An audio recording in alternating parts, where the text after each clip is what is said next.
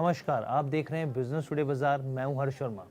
चुनावी बॉन्ड योजना पर सुप्रीम कोर्ट ने सरकार को बड़ा झटका दिया है। जी हां, देश की सर्वोच्च अदालत ने इलेक्टोरल बॉन्ड स्कीम को असंवैधानिक करार देते हुए रद्द कर दिया है। जी हां, अनकॉन्स्टिट्यूशनल कहा है सुप्रीम कोर्ट ने।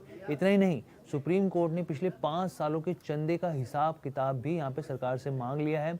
अब निर्वाचन को ये बताना होगा कि पिछले 5 साल में किस पार्टी को किसने कितना चंदा दिया है। इसके ऊपर पूरी क्लैरिटी देनी होगी।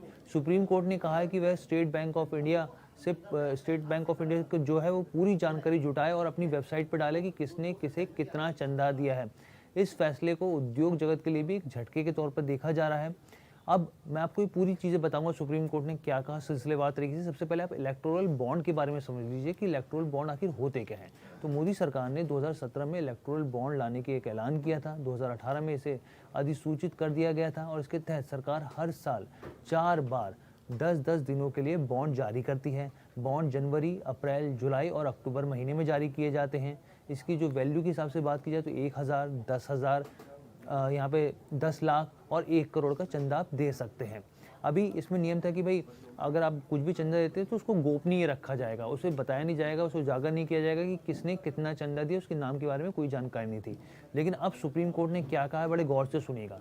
सुप्रीम कोर्ट ने कहा है कि इस फैसले में उन्होंने साफ तौर पे कहा है कि इलेक्टोरल बॉन्ड जो स्कीम है उसमें गोपनीयता का प्रावधान है वो पूरे तरीके से सूचना का अधिकार कानून का उल्लंघन है। उन्होंने कहा कि जो जानकारी का अधिकार दिए गए हैं उसका उल्लंघन माना जाएगा साफ तौर पे। अब ये चीज़ उन्होंने ये भी कहा कि पब्लिक को पता होना चाहिए कि किसने किस पार्टी को कितनी फंडिंग करी है। सुप्रीम कोर्ट ने कहा कि इलेक्टोरल बॉन्ड स्कीम मौजूदा स्वरूप में सूचना के अधिकार कानून का उल्लंघन माना जा रहा है और इसका मतलब ये है कि इलेक्टोरल बॉन्ड स्कीम को इसके नियमों को जानकारी जो है वो देनी पड़ेगी। दानदाताओं की पहचान जो गुप्त रखने का जो प्रावधान है इसको पूरी तरीके से हटाना पड़ेगा।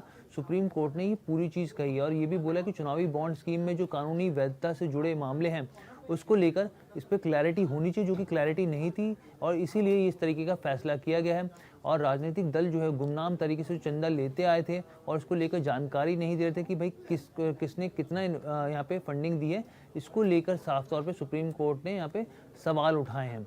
तो ये आपको पूरी खबर समझाने के लिए थे कि उनकी तरफ से सुप्रीम कोर्ट की तरफ से क्या फैसला लिया गया, क्योंकि 5 जजों की जो संविधान पीठ थी उन्होंने इस पर सुनवाई करी है और 2 नवंबर को 2023 को इस पर फैसला जो था सुरक्षित रखा गया था। लेकिन अब इसके ऊपर फैसला आया है और ये जो फैसला है साफ तौर पे मैं आपको बताऊं कि जो चुनाव आयोग था ECI, भारतीय चुनाव आयोग इलेक्शन कमीशन से चुनाव के तहत बेचे गए चुनावी बॉन्ड के संबंध में ये 30 सितंबर 2023 तक डेटा जमा करने के लिए भी कहा गया था। तो अब यहाँ तक कि सुप्रीम कोर्ट ने ये भी कह दिया कि पिछले 5 साल का डाटा जो है SBI को अपने वेबसाइट पर डालना पड़ेगा कि किसने कितना चंदा दिया है।